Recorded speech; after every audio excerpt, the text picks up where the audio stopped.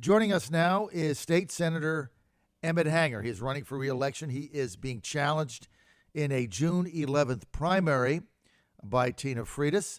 Emmett Hanger, the longstanding veteran senator from the area, that's going to be what we think is going to be certainly a competitive race. Full disclaimer, I've publicly endorsed Tina Freitas in this race, but one of the reasons I respect Senator Hanger is that he'll talk to anybody as long as it's fair and you have an honest conversation, which we're having now. Hey, Senator, great to have you with us. Hey, thanks, John. Good to be talking to you this morning. Let's start with the Alabama bill that passed the other day, KIV signing it, the governor. And I'm just going to tell you where I'm from here, and I want to get your take on it. Senator, I'm pro-life. I'm a Catholic. I'm not for overturning Roe v. Wade. 70% of Americans are not in favor of that. And basically what the Alabama law did is it overturned Roe v. Wade and the law of the land as we know it now. And I think it gives the Democrats a powerful bazooka weapon in 2019 and 2020, where a month ago they were on the defensive with infanticide and late-term abortions. Governor Northam's basically sick comments about killing babies outside of the womb. How do you stand on this? Well, I've been pro-life all of my political career. I'm a Christian, Church of the Brethren. I'm a deacon in the Church of the Brethren, and I value human life from conception to natural death. So, early on, I was actually a leader before Bob Marshall came along. In fact, I was essentially the leader, and I got gerrymandered out of the House. Was out of the Assembly for a while, but I early on, informed consent, parental consent, those types of issues that I championed way before there was a John Fredericks show.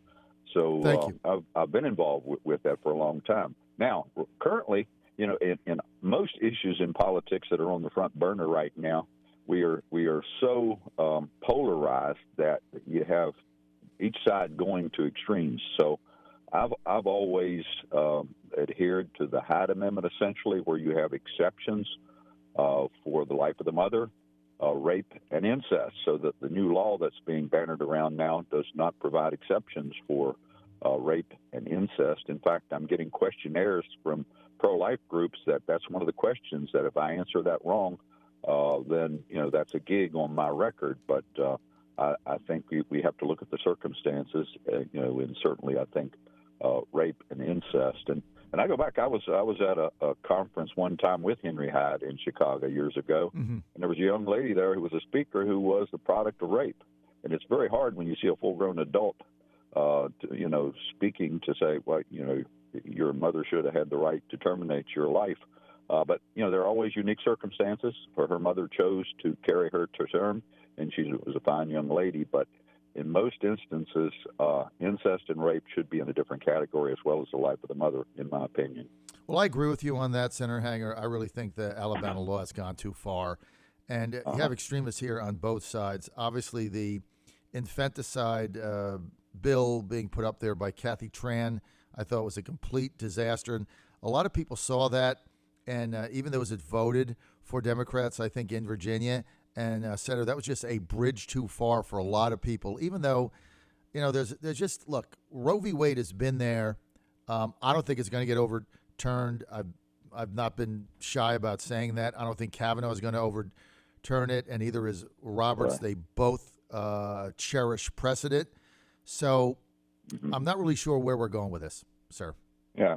Well, I think there may be an avenue for us to get more reasonable pieces of legislation that push back further on abortion, and we've done that in Virginia. I think even with the legislation that was offered this year, I think the governor was just not very artful in his talk, and never really clarified that as far as what he was talking about. So the positive side of that, if there is a positive side, is that people are now more focused on how, the significance of allowing late-term abortions, partial birth abortions, and those types of things, which we pushed back on that in Virginia. And I think the Supreme Court will uphold and has upheld those types of decisions where you have, criteria, in that where you have informed consent, Right. and where these late-term abortions may not be permitted. Senator Hanger, if similar legislation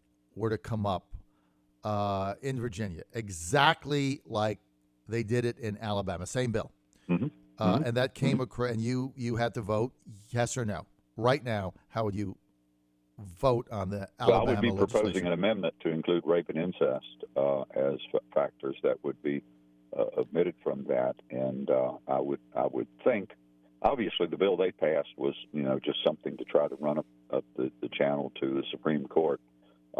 So I would be hard pressed to vote for it as it is. I would be pushing for an amendment. But as it is, you would vote no. I would vote no. Yes. Right. Thank you on that. You've been attacked by your Republican primary opponent, Tina Freitas, in a number of ways. I'm going to give you an opportunity to respond to some of the attacks by Tina on your positions and your campaign, sir. Go ahead. I'm going to give you the floor on what you think the most disturbing attacks from her have been and how you're responding to those. Okay. Well, actually, I haven't responded as yet. And, that's one of the things. I'm kind of in a unique situation here for me in campaigning, because I've always run campaigns where I never even mention my opponent, don't talk about them at all. I just talk about what I've done, and I leave it for the citizens to basically discern the truth. But obviously, as you suggested there, I'm being hit pretty hard. The one that's most disturbing to me is basically what I view as an attack on my morality, if you will, and that has to do with the abortion issue, because I've always been opposed to abortion and a leader in that effort. And so I consider that not just a political statement, but an attack really on my morality and my Christian faith. And so I will have to respond to that. Because the issues that they're using were taken totally out of context. And obviously the thing that put me high on the radar, I always have something that puts me on the radar, going back to where I was leading the effort for tax reform back in about 2003, working with Bob McDonnell at that time, who was in the House. We co-chaired the Tax Reform Commission, and that put me up there.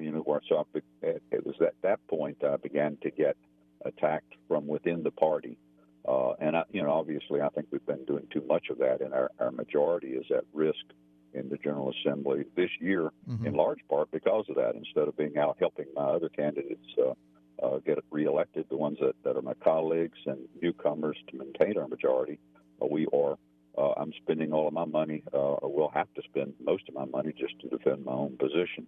But specifically on the abortion issue, Planned Parenthood, they seem to be focusing on Planned Parenthood. And the issue is, in the legislation that was passed last year in 2018, there was a provision in there to fund with federal TANF funds. Those are dollars for low-income people to provide support services, to fund the distribution, insertion, removal, whatever you will, of LARC, which is a long-acting reversible contraception, which in some other states, specifically Colorado, has been very successful. So what happens is these devices prevent young women from getting pregnant. It keeps the sperm from uniting with the egg. Now, Governor Northam put that in his introduced budget. During our deliberations last year, we basically focused that, and I thought made it a whole lot better. And when it was passed, and this is a point that my opposition is missing, when this passed, it was voted for by all 21 Republicans in the Senate, because it made sense. We limited it to the types of these contraceptive methods that prevent pregnancy, not attack a fertilized egg. We focused on young women who are at levels of poverty, and gave priority to women with substance use disorders. So these are the type of young women who are getting pregnant at a high rate, an unacceptable rate, producing, later having to have an abortion, or having a child with many medical issues to deal with. And of course, once you have that child, it's a precious life, and we spend whatever it takes to sustain that life. So all 21 Republicans voted for it. Now, the detour that it took is that in implementation, the governor allocated 40% of the money, which was $3 million per year, to Planned Parenthood to be the ones that were distributing these devices, right. And that is where they have stretched this to say that I channeled money to Planned Parenthood.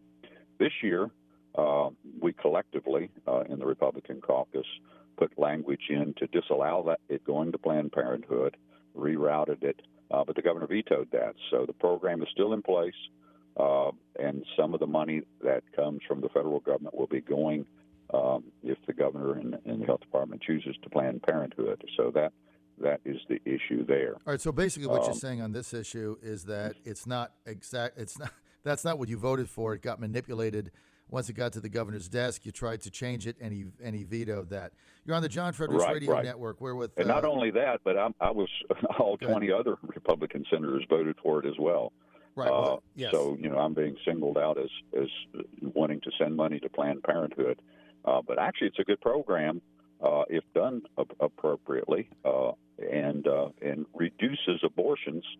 Which this is the real issue, And there's one other, John. There's one other issue where they're getting me on or manipulating the facts. I suppose I pushed, and many consider me the leader on this because I pushed for a number of years for Medicaid expansion, and that's a subject we can talk about as well in more detail if you care to.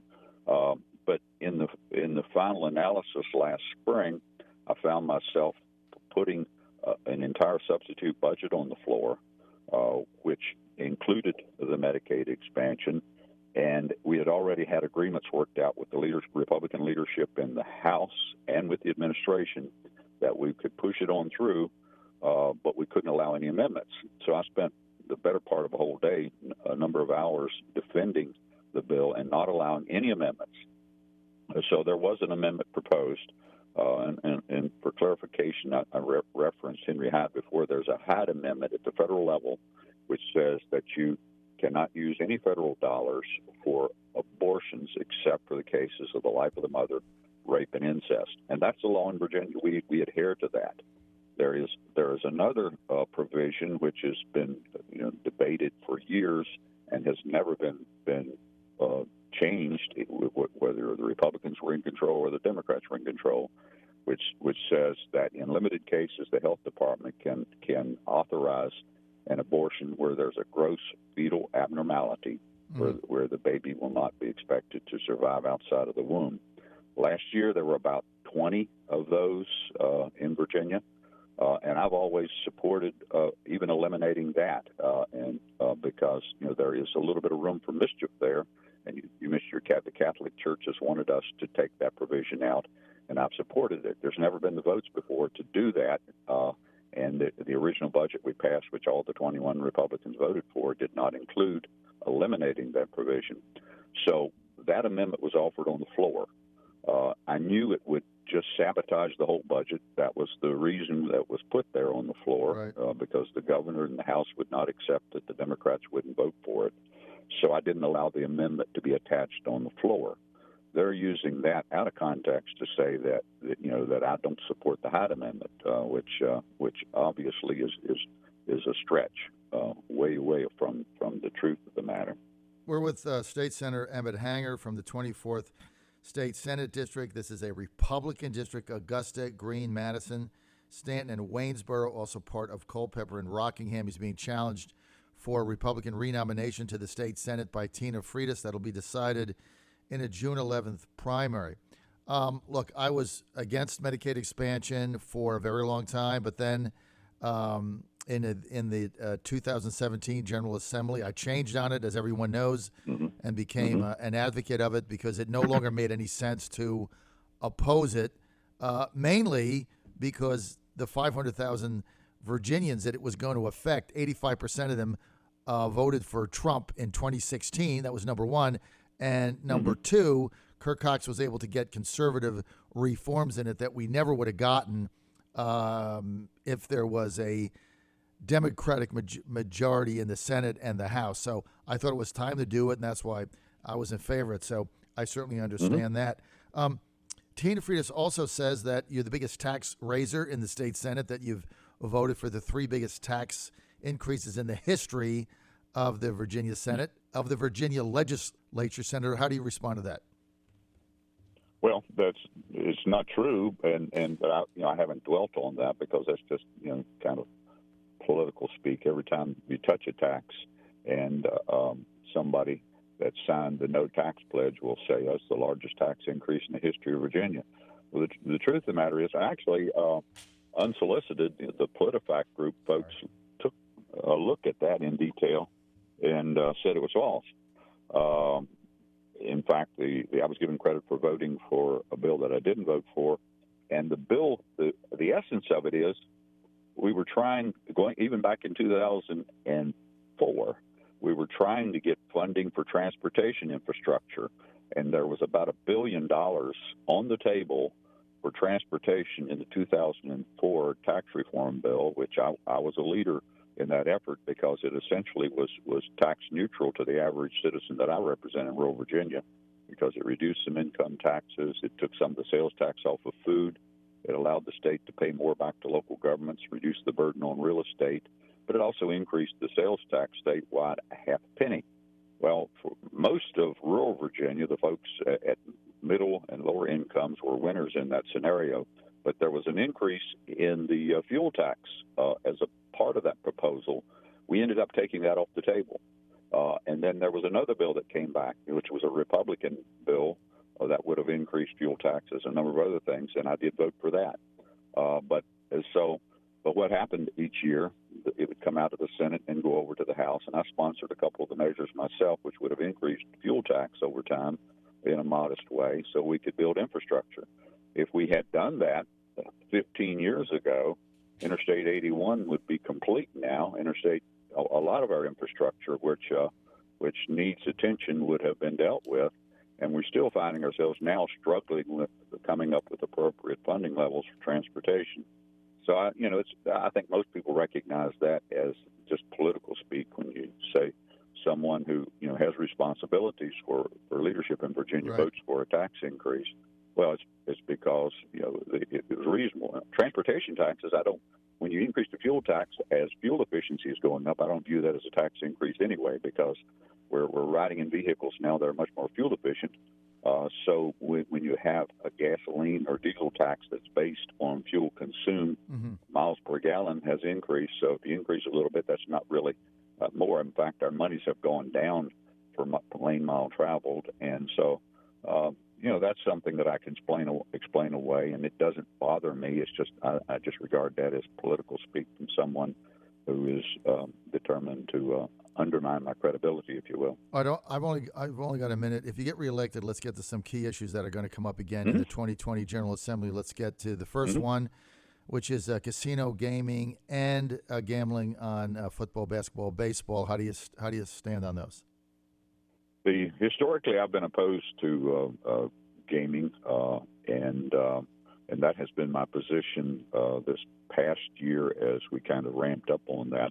Sports betting, West Virginia has a very broad one now, which you can bet on anything you want to bet on. You could place a bet on whether or not I'll get reelected this year, and whatever in sports. But I do not support those. Now, I bent my rule a little bit last year because there was an initiative that was pushed very heavily by the agriculture industry, specifically the horse industry, for this historical racing betting. Right.